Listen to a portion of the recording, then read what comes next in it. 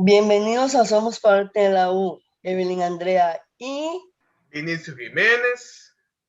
les saluda. Es un gusto para nosotros poder compartir con ustedes este espacio. Para el día de hoy tenemos como invitadas a doña Karen Rodríguez y doña Mildred Campos. Ambas ya han compartido este espacio con nosotros.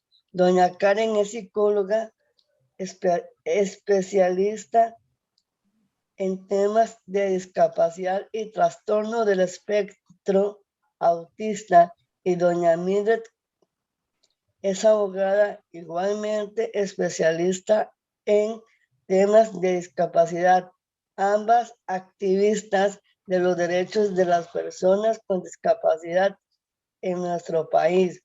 Para el día de hoy tocaremos un tema de mucho interés: la ley para el cumplimiento de los derechos y el desarrollo de oportunidades de las personas con trastorno del espectro autista, la cual fue aprobada el pasado 14 de enero en la Asamblea Legislativa. ¿Cómo está doña Karen? Buenos días, Andrea y Vinicio y Mildred. Muy contenta de estar acá con ustedes, muy agradecida por este espacio que nos regalan, que nos brindan.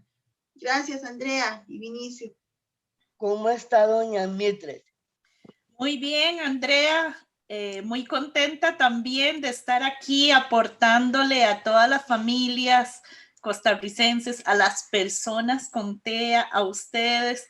Buenos días, Karen, Vinicio, un placer compartir este espacio con ustedes.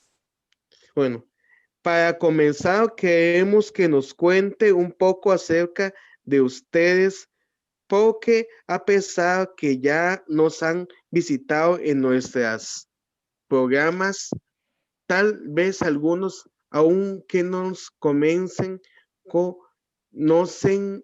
Empecemos con usted, doña Karen. Claro que sí, Vinicio. Buenos días, mi nombre es Karen Rodríguez, yo soy psicóloga y mamá de una persona adulta dentro del espectro del autismo. Además, soy docente de la Universidad de Costa Rica, del posgrado en estudios interdisciplinarios sobre discapacidad y miembro de la comisión. Estoy muy agradecida de estar acá. Y también mencionar que soy la autora de los manuales TEA publicados por el CENAREC en el 2016 y 2019. Para servirte, Vinicio y Andrea. Muchas gracias, doña Karen. Doña Mildred, ¿y usted? Gracias, Vinicio. Buenos días. Bueno, primero aclarar que no soy abogada, soy bachiller en Derecho y egresada de la carrera de Derecho y saqué un diplomado en capacidad jurídica de las personas con discapacidad. Actualmente también soy parte del foro consultivo del Consejo Nacional de Discapacidad, CONAPDIS, y miembro de la Comisión de Empleabilidad del Ministerio de Trabajo, Empleabilidad para Personas con Discapacidad, y trabajando en grande al lado de Karen y de otras organizaciones en esto de la... Gracias, doña Mildred. Con gusto. Para ir entrando en materia, nos podrían dar brevemente la definición acerca del trastorno del espectro autista. ¿Algunas dos? Claro que sí. A partir de esta definición del trastorno del espectro del autismo, se ofrece en uno de los manuales publicados por el CENAREC. Es una definición construida a partir del modelo social y nos habla de cómo el TEA constituye un perfil cognitivo, un patrón de desarrollo cerebral alternativo al común y corriente, que nos reta al entorno a crear maneras alternativas de comunicación, alternativas al lenguaje y a la escritura. Dentro del modelo social, el TEA se concibe como parte de la neurodiversidad y no como una enfermedad. Entonces ya no vamos a hablar de casos, sino de personas. No vamos a hablar de síntomas, sino de características. No vamos a decir nunca que padecen autismo, sino que ante todo son personas con autismo. Primero la persona antes que su diagnóstico. Esa es la definición, Vinicio. Sí.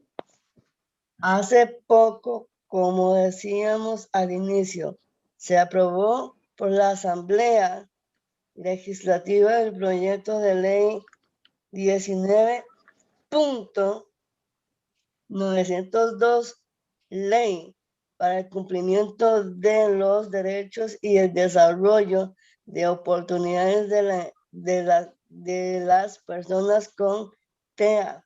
¿Cómo nace esta propuesta de ley y hace cuánto? Sí, gracias. Ese es un punto muy importante de aclarar. Porque si bien es cierto, algunas organizaciones dicen que tienen de más de 20 años de trabajar en este proceso, este proyecto en sí nace en el año 2015. Nace con el exdiputado Ronnie Monge. Él tuvo esa iniciativa. Se contó en esa iniciativa. Yo formé parte del grupo de investigación un año, no así del grupo de redacción, lamentablemente, ¿verdad? Pero para aclarar que este proyecto nace en el 2015. Cuando termina el periodo de don Ronnie Monge, el proyecto estaba por vencerse. Entonces viene la diputada Catalina Montero y retoma el proyecto de nuevo, y es así como se le da continuidad hasta llegar a la aprobación el pasado 14 de enero. Era un proyecto, cuando yo vi el primero de don Ronnie Monge, si bien es cierto, trabajamos en la investigación, 2 compañeros míos de la universidad, junto con mi persona, se construyó mucho bajo ese modelo médico rehabilitador. Se hablaba de enfermedad, de tratamientos, y muy poco del modelo social. Se le hicieron o sea, al arrastrar un proyecto de otro que viene de un modelo médico y rehabilitador, es muy difícil quitar ciertas partes. Entonces, cuando doña Catalina lo retoma, se le hicieron como muchos remiendos, como cuando uno está remendando una camisa para poderla arreglar, ¿verdad? O pegando un adorno para que se vea bonito, pero tenía muchos remiendos. O sea, el proyecto en sí tiene muchos remiendos, pero nace de esa manera. Así es como nace el proyecto.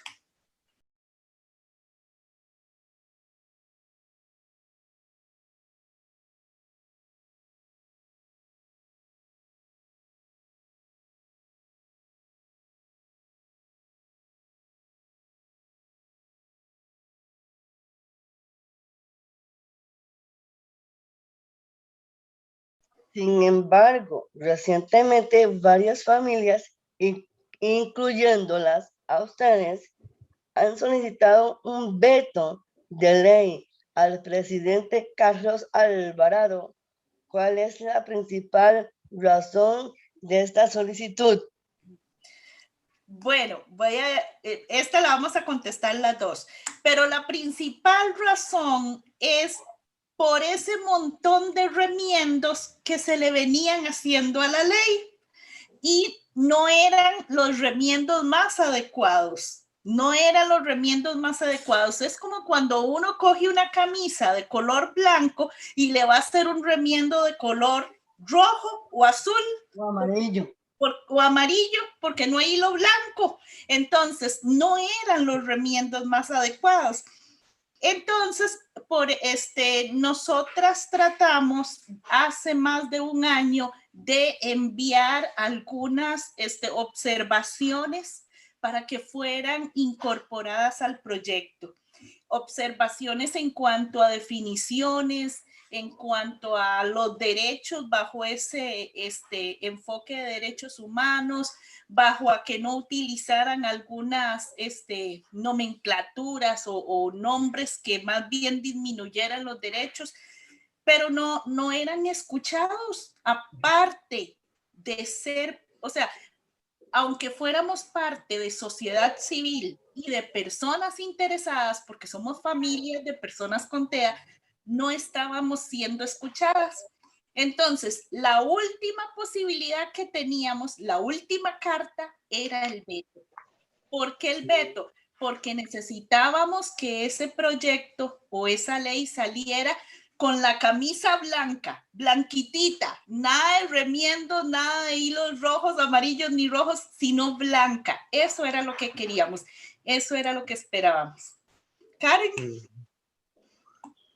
Sí, y el problema, Andrea y Vinicio, es que esta ley principalmente también define el TEA como una enfermedad.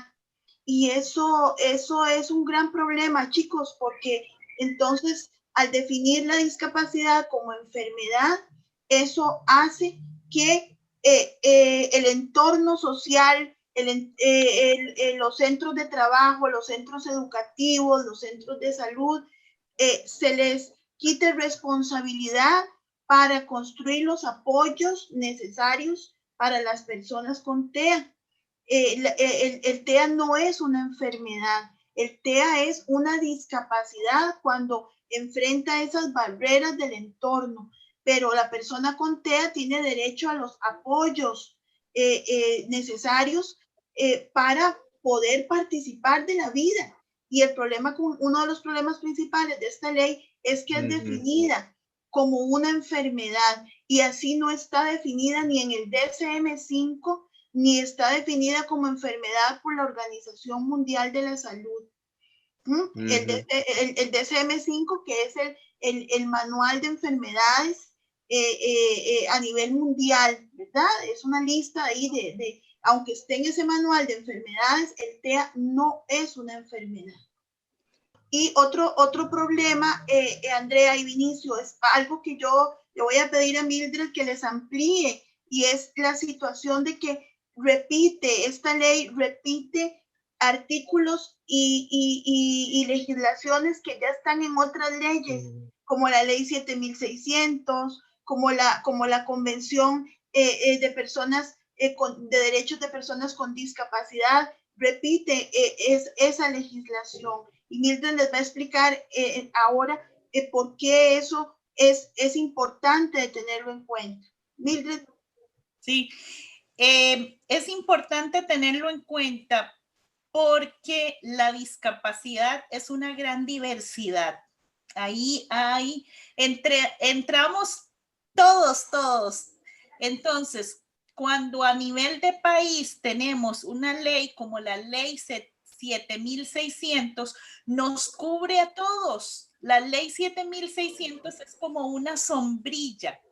Entonces, yo pienso que los derechos no deben de ser solo para una población, los derechos son para todas las personas con discapacidad. Lo que debe dividirse son los apoyos y los ajustes razonables. A eso sí se debe de dividir, pero los derechos no. Los derechos son en igualdad de condiciones para todas las personas.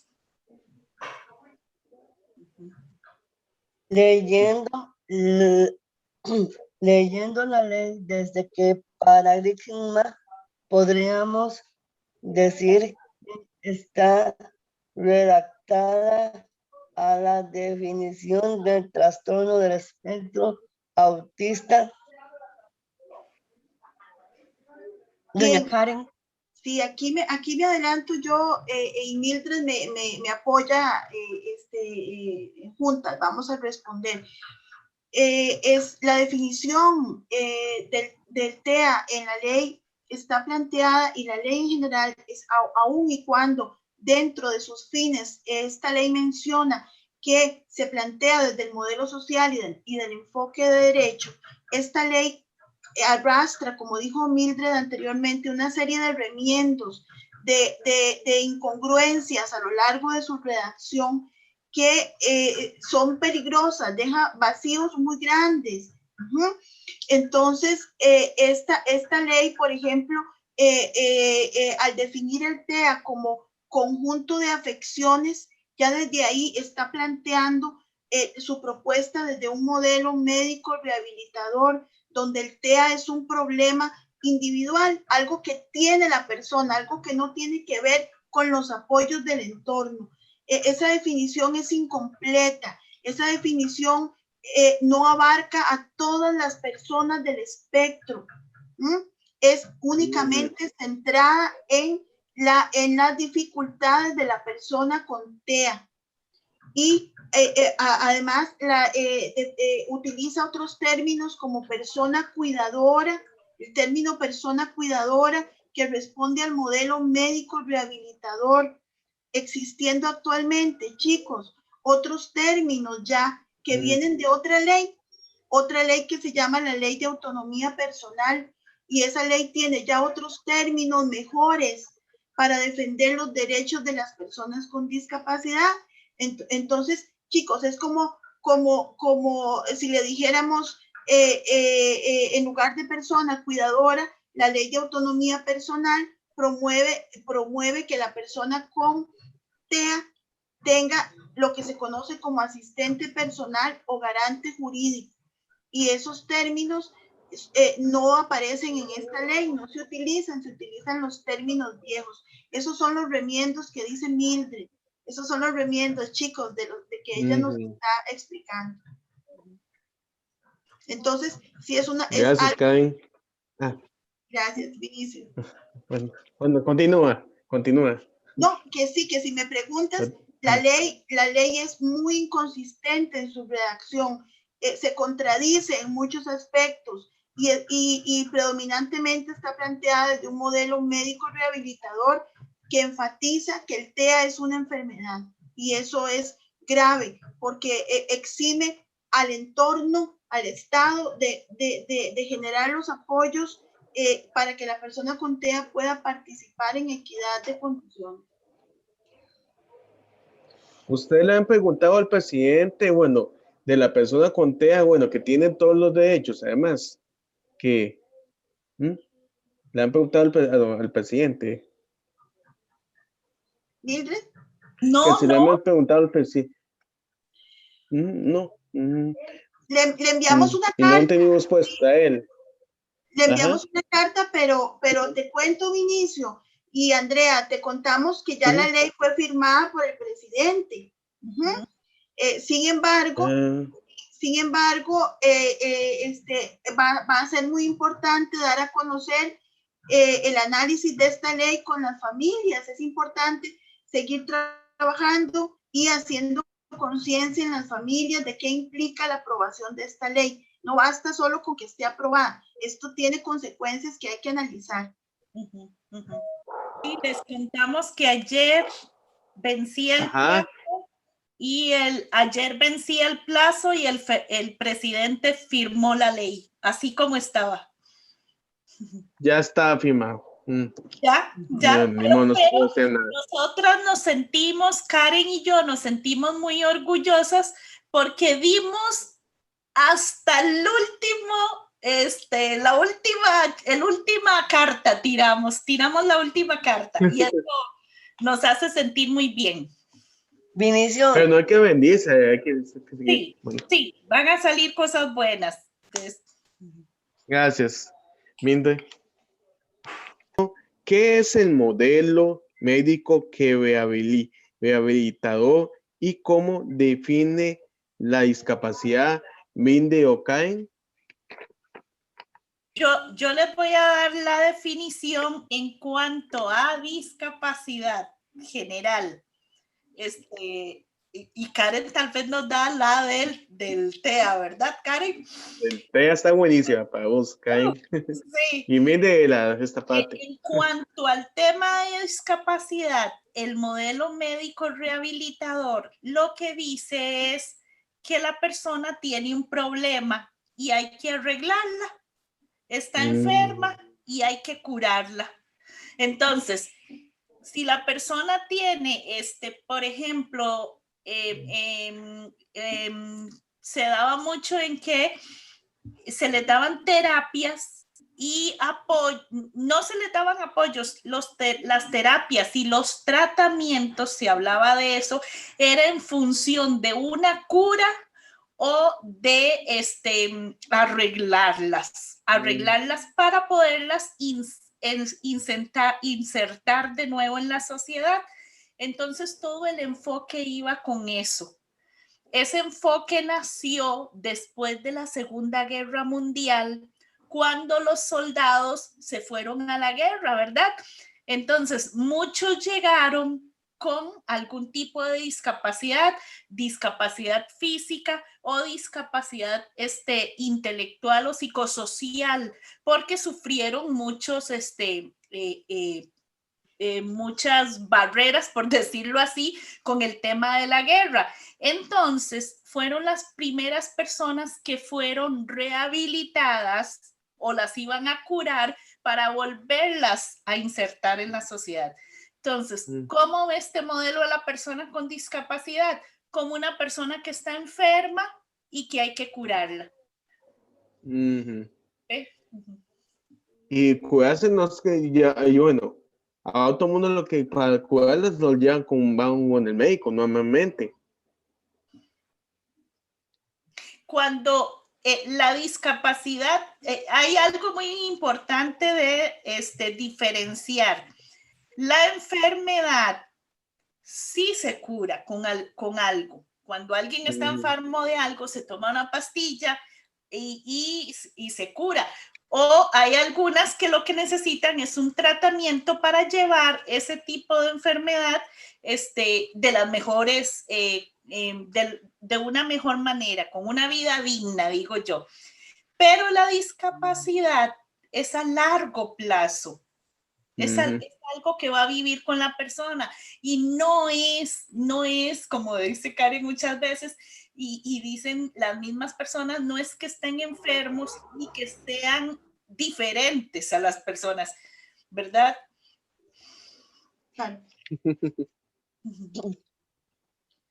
Las definiciones de TEA deben ser construidas desde el modelo social de la discapacidad, enfoque de derechos humanos, según mencionan en su del veto de ley. ¿Podría explicarnos la importancia de esta solicitud? Sí, yo aquí quisiera aportar algunas ideas para que las familias y todos reflexionemos. Primero, la definición del TEA que está en la ley no corresponde con la definición del DSM-5. Cuando hablamos de usamos palabras, en la ley se usa palabras como grado de severidad o ese tipo de términos. En realidad, desde el modelo social e incluso el DSM-5, el manual de enfermedades mentales que se utiliza a nivel mundial, el término correcto y que se utiliza en los documentos más actuales, ¿verdad? En los libros, chicos, en los artículos más actuales, es el término requerimiento de apoyo. Entonces, no hablamos de que existen personas con TEA severo, hablamos de que existen personas con TEA con mayores requerimientos de apoyo. ¿Ven la diferencia? ¿Verdad? Cuando decimos que alguien tiene TEA severo, estamos diciendo que el problema lo tiene esa persona.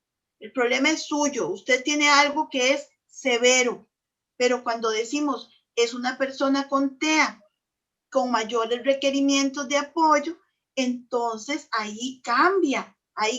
Muy bien, vamos entonces a buscar cuáles son los apoyos que esta persona necesita para participar, para ir al colegio, para trabajar, para hacer un programa de radio como este tan lindo que están haciendo ustedes.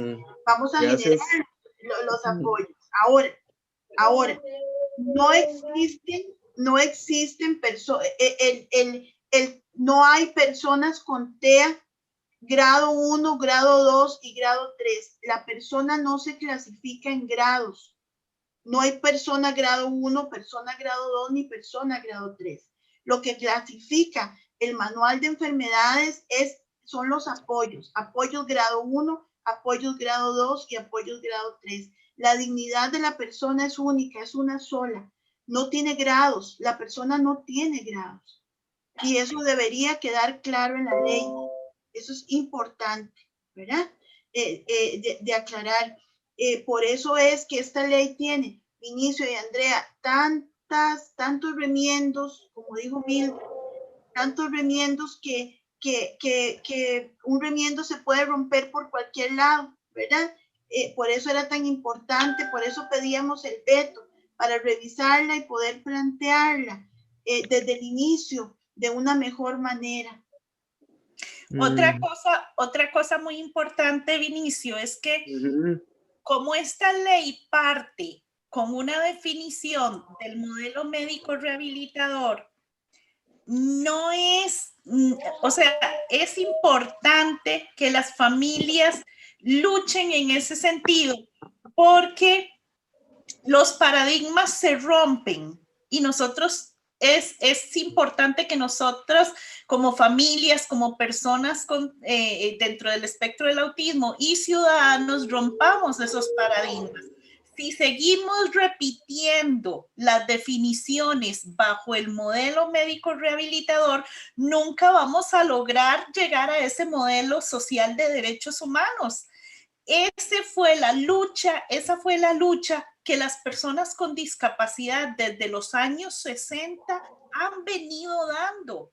Ellos han dicho que ellos son parte de la sociedad y que ellos necesitan que se les vea como personas sujetos de derecho.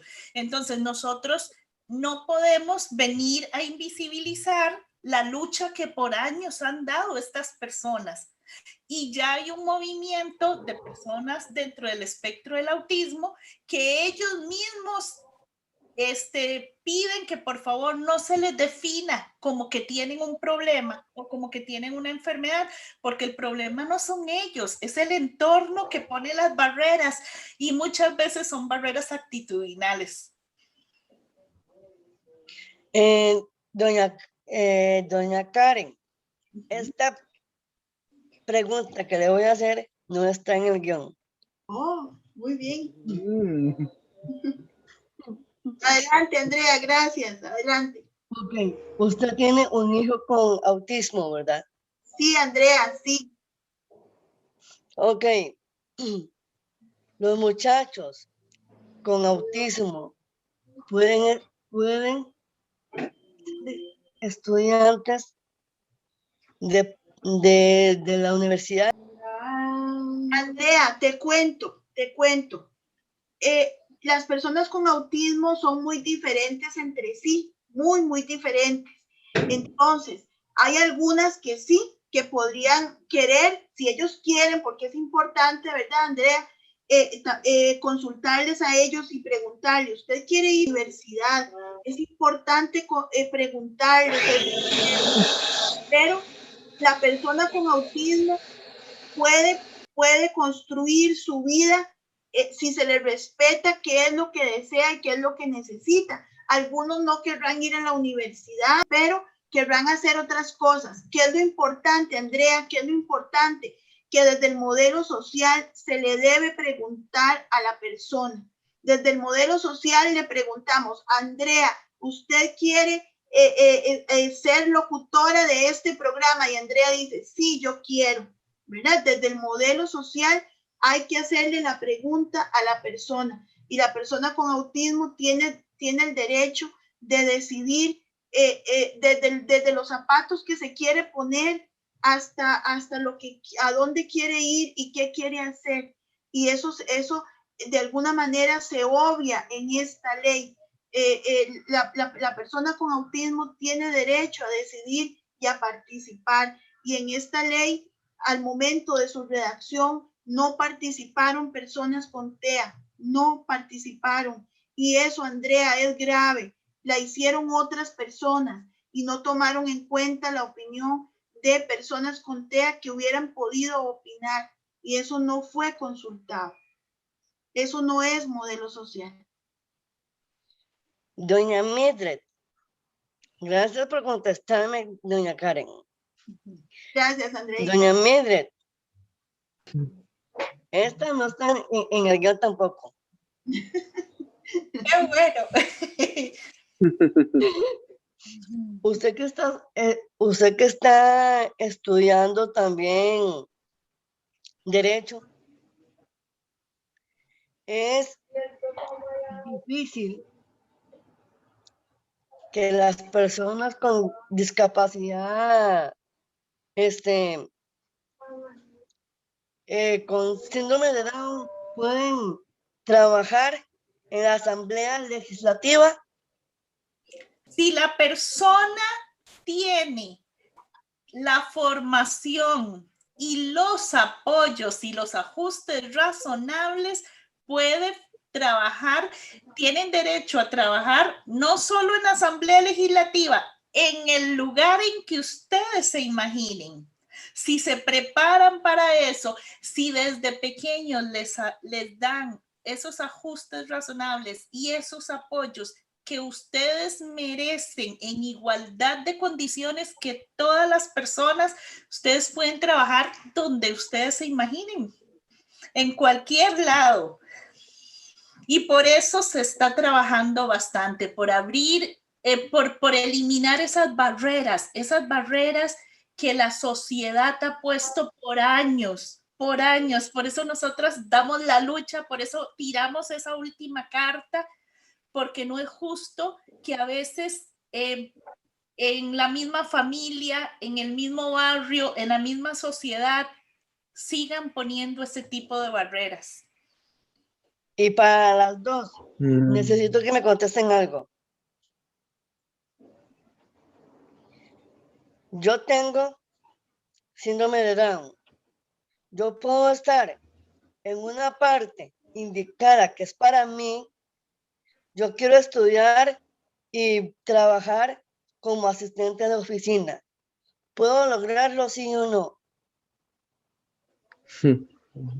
Karen, yo tengo, bueno, claro que sí lo puedes lograr. Claro que sí, Andrea, claro que sí. ¿Saben? Sí, porque se parte, Andrea, desde su decisión como persona. ¿Qué es lo que quiere Andrea? ¿Qué es lo que Andrea está deseando? Y a partir de ahí se empieza a trabajar sobre esas capacidades, sobre esos derechos que usted tiene como persona. Usted puede ir como asistente a cualquier lado. Ya usted tiene una herramienta que la pueda utilizar y eso le va a permitir tener un salario con los mismos derechos laborales que tienen todas las personas trabajadoras. Claro, Andrea, y tiene derecho a que a recibir la capacitación, el entrenamiento para ese trabajo, a que le expliquen claramente. Mi hijo siempre dice que él tiene derecho a que le expliquen con palabras claras. Yo te digo eso, tener derecho a preguntar cuando algo no entendés y a que te lo expliquen de manera que lo entendas, Andrea. Claro que sí podés y tenés todo el derecho. Y algo muy importante, Andrea, cuando las personas, cuando tienen un empleo y cuando en las capacitaciones laborales piden que se les explique de una manera más fácil, más amplia, le abren la puerta a otras personas que por temor o por miedo no lo dicen, porque a veces la sociedad discrimina de muchas maneras y nosotros son ustedes quienes tienen que salir a alzar la voz y exigir sus derechos, ¿verdad? Porque así otros van a querer venir detrás de ustedes. En el proyecto de ley mencionan términos como situación de dependencia y las personas cuidadoras, sin embargo, no se da una definición exacta porque está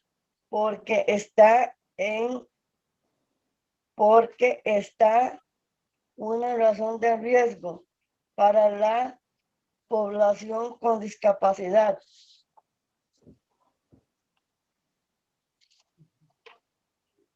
Doña Mildred. Sí, gracias. Bueno, el concepto de situación de dependencia tiene que tener, Andrea, dos características fundamentales. La primera tiene que ser que hay una existencia de rasgos físicos, psíquicos o intelectuales que limitan en mayor o menor grado la autonomía de esa persona. Y la segunda es la necesidad de asistencia o un apoyo. ¿Cuál es el problema aquí o por decirlo así? Que cuando no se define el concepto de situación de dependencia, puede quedar abierto y a malinterpretación de algunas familias, de algunas personas y de algunas instituciones, porque la situación de dependencia puede estar originada o verse o agravarse en cuando hay ausencia de, digamos, de apoyos en la sociedad, de relaciones solidarias, de entornos accesibles, de recursos, de ajustes razonables. O sea, la situación de dependencia se agrava por la propia sociedad. En algunos casos, no debe relacionarse a la persona. Volvemos a lo mismo con el concepto de discapacidad en derechos humanos. La justificación del tratamiento de la relación de dependencia no debe ser tanto relacionándola a personas mayores, personas con discapacidad, personas que se encuentren enfermas, sino a la situación concreta en la que se encuentra la persona. ¿Cómo hacemos para eliminar todas estas barreras en que se encuentra en ese momento la persona para poder tener esa accesibilidad, esa autonomía?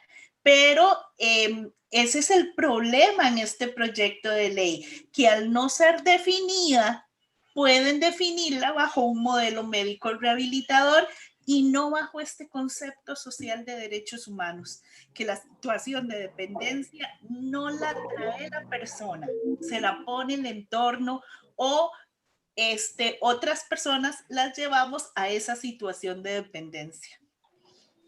Y además es muy importante aclarar que situación de dependencia bajo el modelo social de derechos humanos, en algunas oportunidades las vamos a tener todos.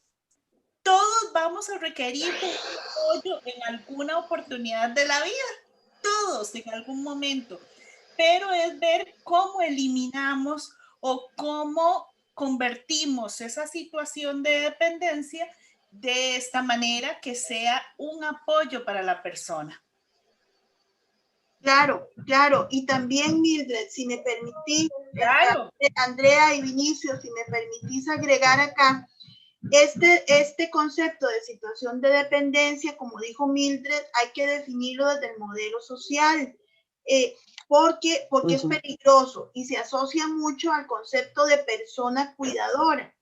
Cuando hablamos de persona cuidadora, ya estamos asumiendo que va a haber un miembro no sé, de la familia que va a quedar, ese miembro únicamente va a quedar a cargo de apoyar a la persona con autismo, y ya que una ley asuma eso es grave, porque como dijo Mildred, chicos, tratamos de romper los viejos paradigmas, las viejas formas de hacer las cosas. ¿Por qué ya vamos a decretar por ley que va a haber una persona nada más en ese núcleo familiar que va a apoyar a la persona con discapacidad. No, la persona con discapacidad es parte de la familia, convive con todos, todos pueden aportar y todos pueden apoyar. Entonces, vean qué peligroso, persona cuidadora, situación de dependencia, van juntas, van juntas. Si ocupo una persona cuidadora es porque se asume que voy a estar en situación de dependencia. Necesitar apoyos, y aquí voy a hacer una aclaración importante. Los apoyos no me hacen menos autónomo. Los apoyos que requiere, y aquí hay una mala interpretación, necesitar apoyos no me hace una persona menos independiente. Todo lo contrario, los apoyos son para que la persona con autismo, en este caso, vaya logrando participar de una manera más autónoma en la vida. Por más pequeña que se considere su participación, ya eso es autonomía con los apoyos adecuados. Pero si se asume que está en situación de dependencia y que ocupa una persona cuidadora, y ya por ley, vean qué grave que es esto, porque ya hay legislación nacional, está la ley de autonomía nacional, de autonomía personal, muchachos, que dice que las personas con discapacidad pueden participar de la vida con los apoyos requeridos. Entonces, hay tres figuras en la ley de autonomía personal, tres conceptos importantes que la ley de autismo no tomó en consideración. Una es la figura del asistente personal. Otro es la figura del garante jurídico que le va a ayudar a tomar decisiones legales a esa persona. Cómo distribuir su salario. Cuándo firmar un documento. Chicos, ¿cuándo ustedes pueden firmar un documento? Cuando no. Un contrato laboral, por ejemplo. Y están los servicios de apoyo. ¿Cuáles son esos apoyos técnicos que ocupa la persona para su autonomía? Eso en esta ley no se menciona, se obvia completamente. Esta ley está construida desde un paradigma viejo, un paradigma muy viejo, y eso es grave, eso es muy grave, muchachos. Tiene una definición del TEA incompleta, totalmente incompleta. Por ejemplo, no menciona que hay características del TEA que pueden pasar desapercibidas dependiendo de las exigencias del entorno. Y eso lo dice el DSM-5. Entonces, como dijo Mildred, la situación de dependencia depende mucho de la crianza que se le dé a esa persona. Ahora, yo no quiero obviar, y quiero aclarar aquí, ni Mildred ni yo, voy a hablar por las dos. Nosotras no queremos obviar el dolor de las familias, la lucha de las familias. No queremos obviar eso ni pasarle por encima, pero no podemos visualizar a nuestros hijos como enfermos, nada más. Tenemos que visualizar sus potencialidades también y partir de ahí y creer en ellos. Habrá chicos y chicas, Andrea y Vinicio, habrá personas con discapacidad que su nivel de requerimiento de apoyo es muy grande, entonces tal vez se les va a dificultar más participar del mercado laboral, trabajar. Algunas personas con discapacidad no van a trabajar, pero eso no quiere decir que no puedan considerárseles personas dignas y trabajar en su autonomía y en su participación en la vida. La meta de una persona con discapacidad no necesariamente va a ser trabajar. Y yo ahí entiendo a muchas madres. Yo sé que algunos de nuestros chicos no van a participar del mercado laboral tal y como está establecido en este sistema neoliberal y capitalista. Yo lo sé y lo comprendo. Pero eso no quiere decir que no podamos luchar por una forma alternativa de vida, una forma de participación donde ellos sean ciudadanos de derecho y no solo personas en situación de dependencia. Exacto. Y es muy importante también, Karen, que en esa situación de dependencia, para que ustedes vean que no deben relacionarse a la persona con discapacidad, sino al entorno, porque en esa relación de dependencia pueden caer las familias también. Familias sin apoyo, sin capacitación, sin esos recursos necesarios que la familia tiene que tener para poder apoyar a esa persona dentro de su núcleo familiar. Entonces, si dejamos también a la familia de lado, porque lamentablemente el proyecto de ley habla de capacitación, pero no habla de qué tipo de capacitación. Entonces necesitamos familias que sepan de derechos humanos, necesitamos familias que sepan de cómo accionar esos derechos, cómo hacer activismo ante las instituciones, cómo hacer equipo ante la asamblea en cuanto a estos proyectos, cómo descubrir y ver y aclarar si nos están, por decirlo así, trayendo legislación como modelo de enfoque médico rehabilitador, que ellos sepan hacer esa distinción, ¿verdad? Que estamos nosotras tratando de hacer en este momento. Entonces, vean que van de la mano. La familia y la persona tienen que ir siempre de la mano y tienen que haber políticas públicas, tienen que haber legislación que apoye también a las familias. Todo esto es importante, sería importante, ojalá y se pueda incluirlo en la reglamentación de esta ley. Sí, perdón, Mildred, es muy importante lo que estás diciendo. No solamente se trata de lo que está en el papel de la ley. Y Mildred, usted lo explica mejor que yo, pero voy a iniciarlo, ¿verdad? Se trata de formar a las familias en la exigibilidad de los derechos. No solamente porque la ley está escrita, familias, ahí las cosas van a venir por sí solas. Ustedes deben conocer, deben leer la ley, deben conocer cómo es que se hacen las cosas, qué significa cada artículo de la ley, qué es lo que va a pasar. No dejen en manos de otras personas decisiones tan importantes.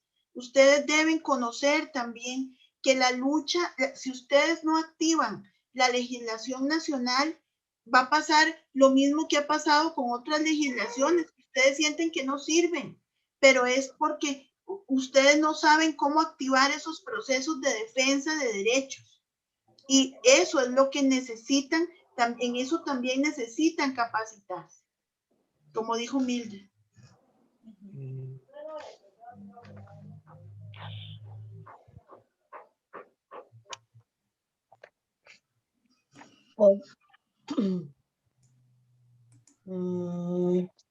¿Podrían comentarnos acerca de los servicios de acogida y esparcimiento que se mencionan en la ley y cómo estos podrían confundirse con modelos de internamiento e institucionalización, poniendo en riesgo de segregación a la población con TEA?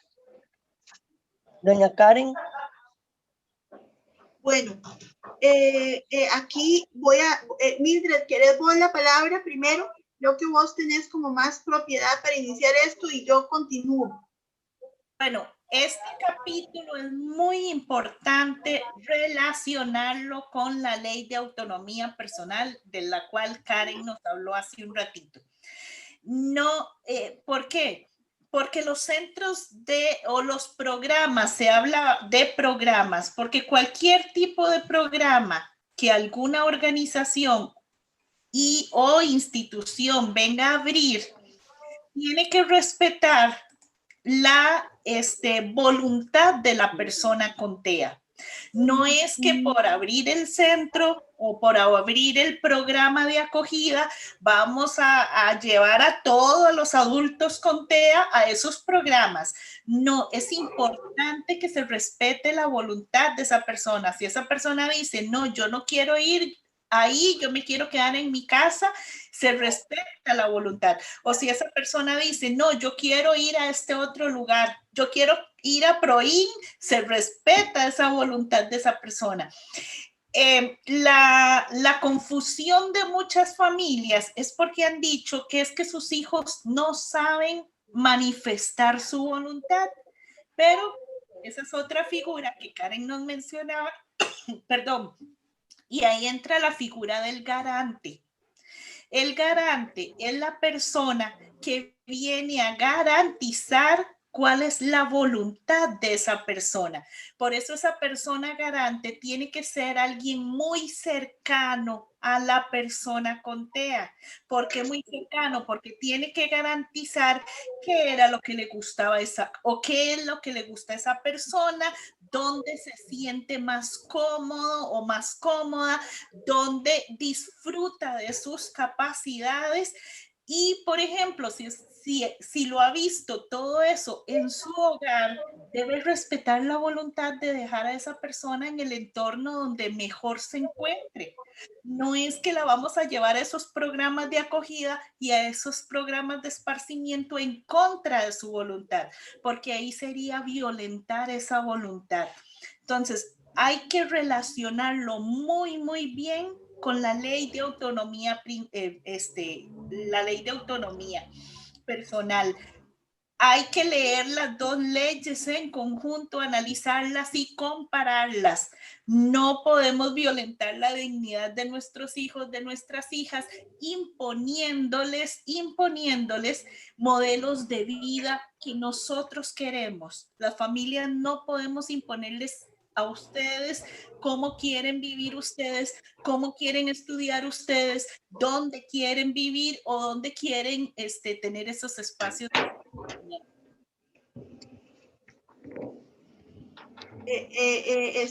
Exactamente, Mildred, precisamente es esa valoración errónea, digamos, de convertir en un objeto a la persona con autismo y decirle, voy yo a decidir dónde ponerla, yo aquí la pongo, ¿verdad?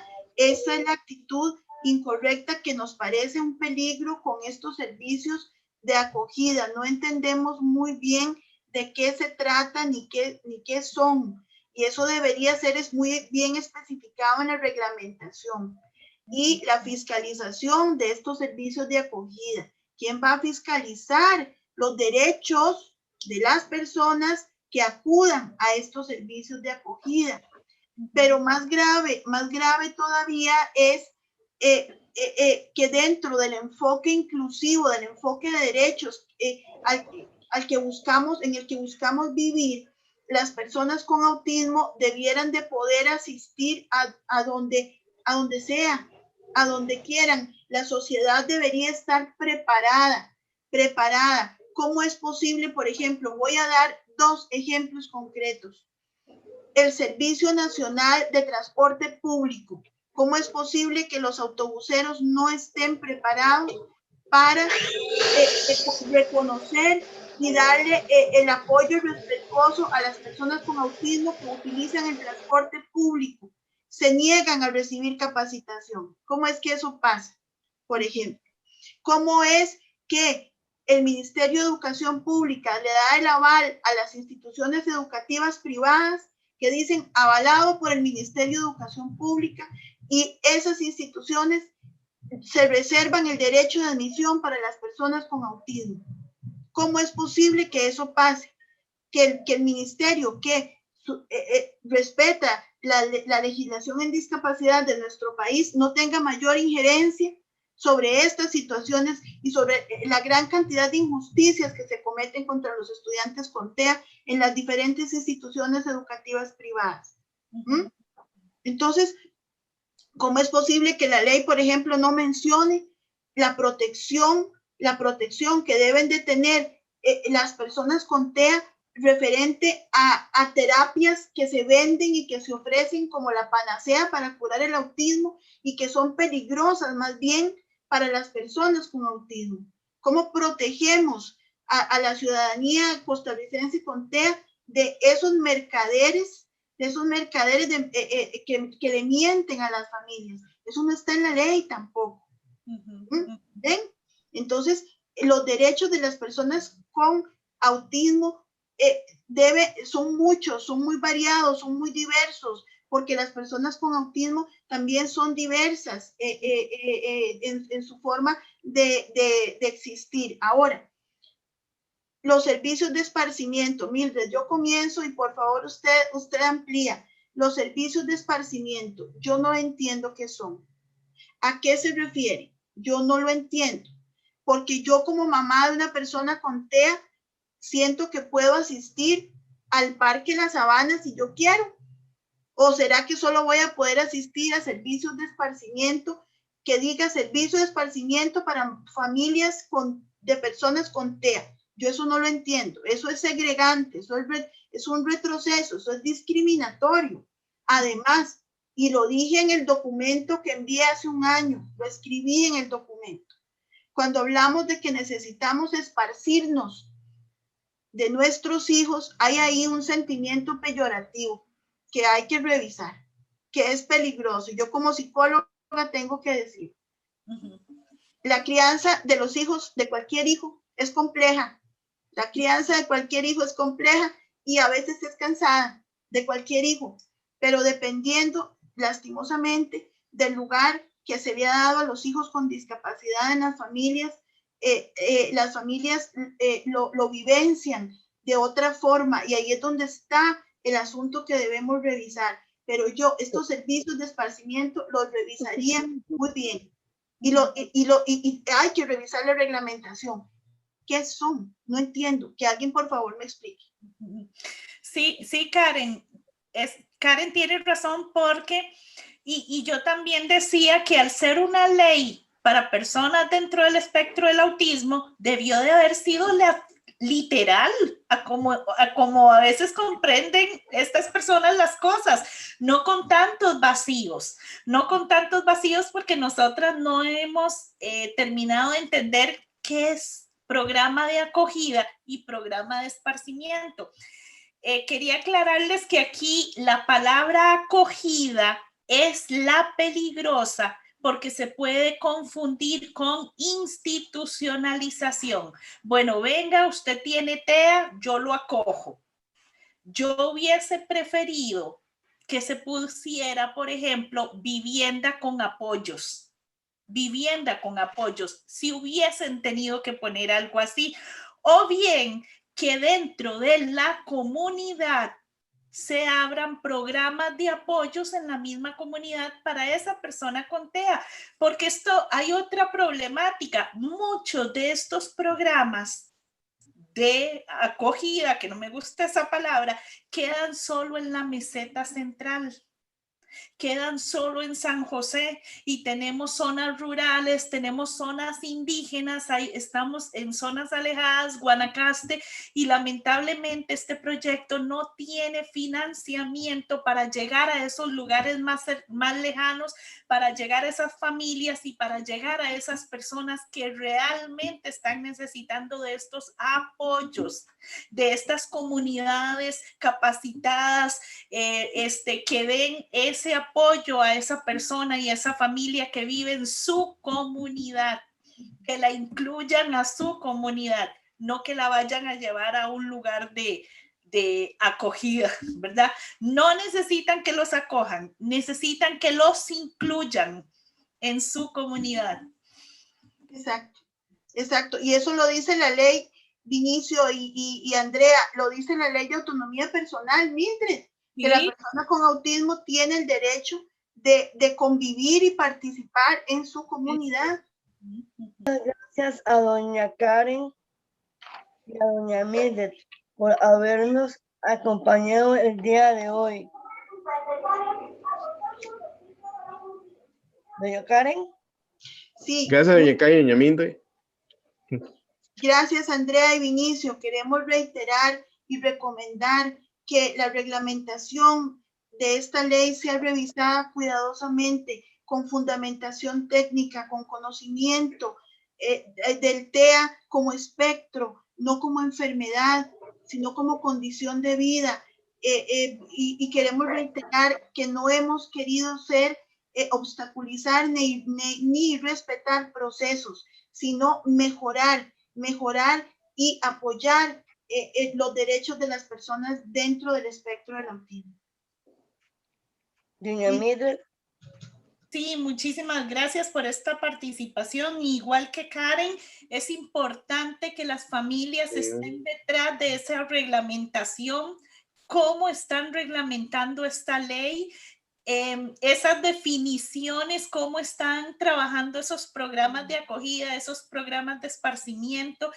Importante también que se reglamente el tiempo en que se debe de dar el diagnóstico, que la ley no lo dice en cuánto tiempo debe darse el diagnóstico, y ese es un derecho muy importante. Y nada, nosotros igual estaremos detrás de esta reglamentación.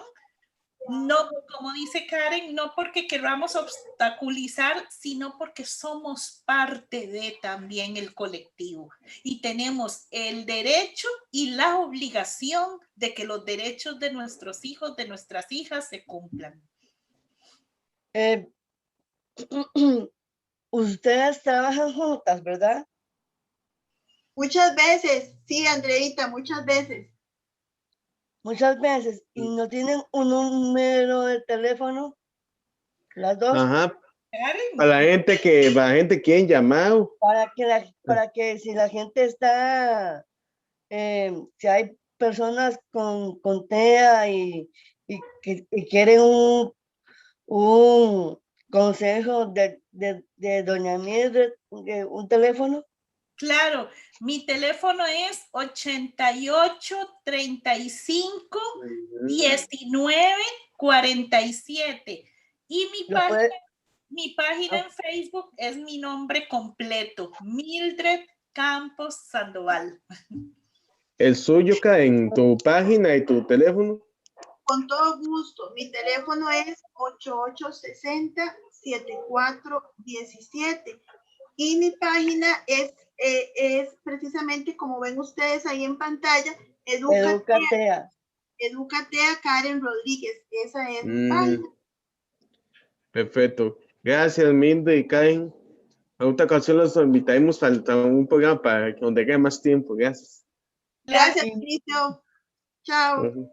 Y muchas gracias a las personas que nos escucharon. Esto fue Somos Parte de la U. Evelyn Andrea y Vinicio Jiménez se despide de todos ustedes deseándoles una feliz tarde. Esto fue una producción de radioemisoras de la Universidad de Costa Rica y Proin UCR. Continúe con la programación. Hasta pronto. Hasta pronto.